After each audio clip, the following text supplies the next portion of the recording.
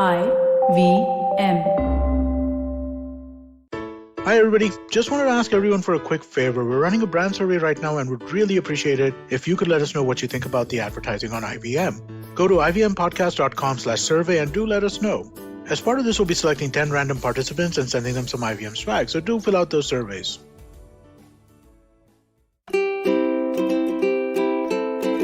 Hello and welcome to the Habit Coach podcast. I am Ashdin Doctor, your habit coach, and today's question in the hot seat comes from Ankur.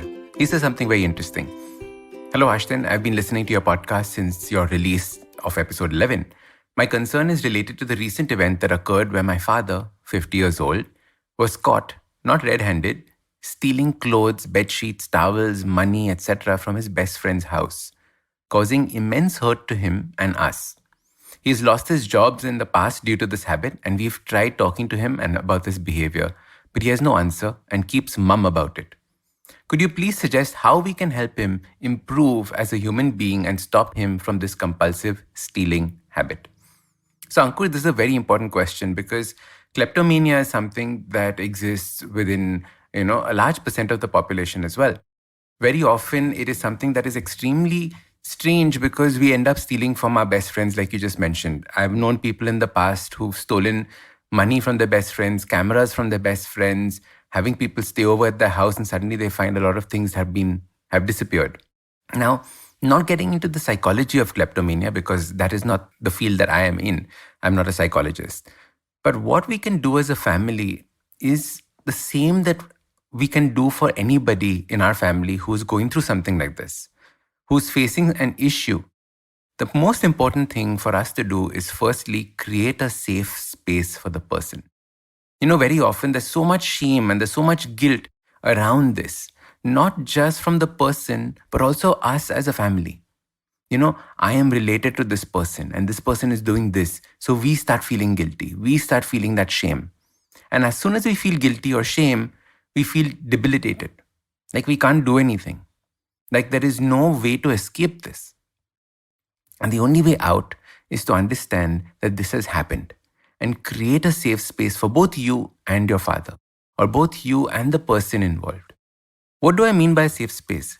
By a safe space, I mean a place where you can have honest conversations, where you can share your feelings, where it is okay to tell and show yourself as you really are.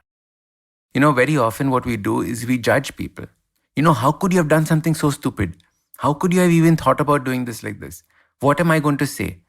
When we say such things, we're not creating a safe space. Instead, we're creating a place where there is a lot of tension. So if you create a safe space for this person, the next stage is you can slowly start asking them to find professional help. Because situations like this require professional help. Very often people come to me and say that, Ashdin, I now realize looking back that my parents suffered from depression. And they didn't know about it. And there was no way that I could tell them about it. My parents suffered from this. My parents suffered from that. And as a result, growing up, we suffered.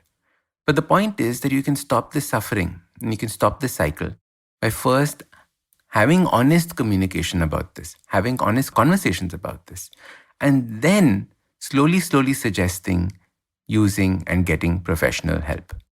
Now, the most important thing to realize is that there is no shame in professional help, right? If you had a toothache, you would go to a dentist. If you had a kidney problem, you'd go to a nephrologist. The same way, if you have a mental issue, if you have something to do with the mind, you go to a therapist, you go to a psychiatrist. There's no shame in this.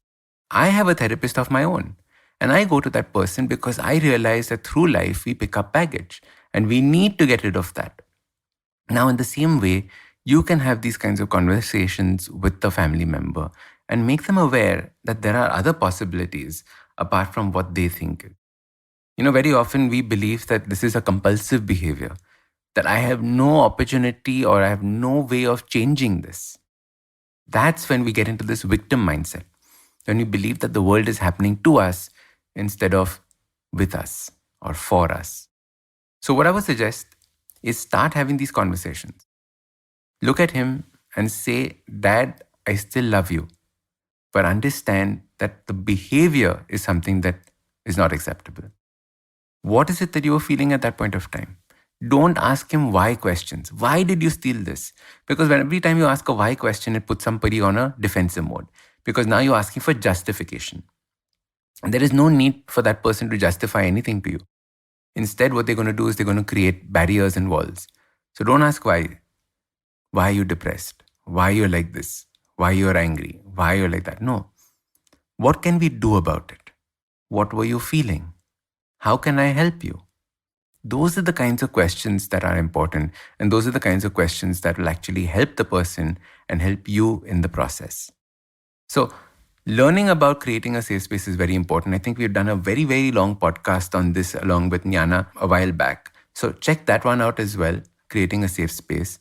And you'll understand that once you do this, the problem is easy. Then seek professional help. All right, Ankur, I hope that helped.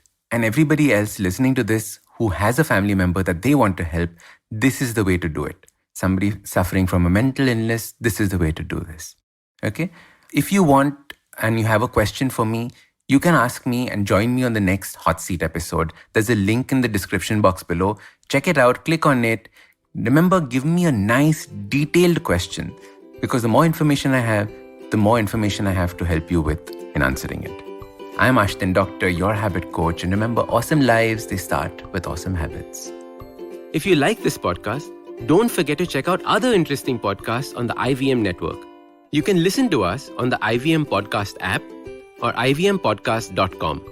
You can also follow us on social media. We are at IVM Podcasts on Twitter and Instagram. If you want to reach out to me, I am Ashdin Doc on Twitter and Instagram. You can find lots more information on my website, awesome180.com, or check out different content on my YouTube channel called AWESOME 180. That's Awesome 180.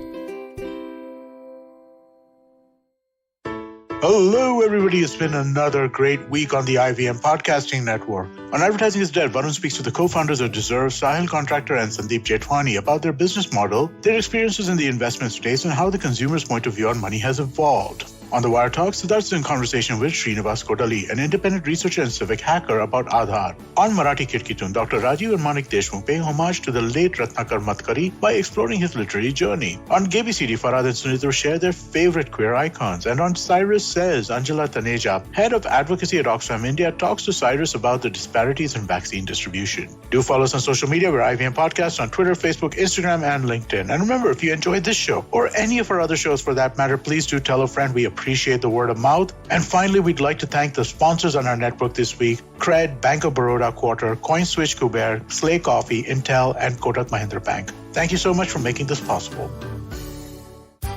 Come learn and experience the ABCDs of being queer with me, Shunetro, and me, Farhad, on our show, Gay BCD. The two of us take you through our stories and experiences of being gay men in the city of Mumbai and have candid and sometimes downright scandalous conversations about sexuality, gay culture, and everything in between. Catch new episodes of Gay BCD every Tuesday on the IVM Podcast website, app, or wherever you get all your podcasts from.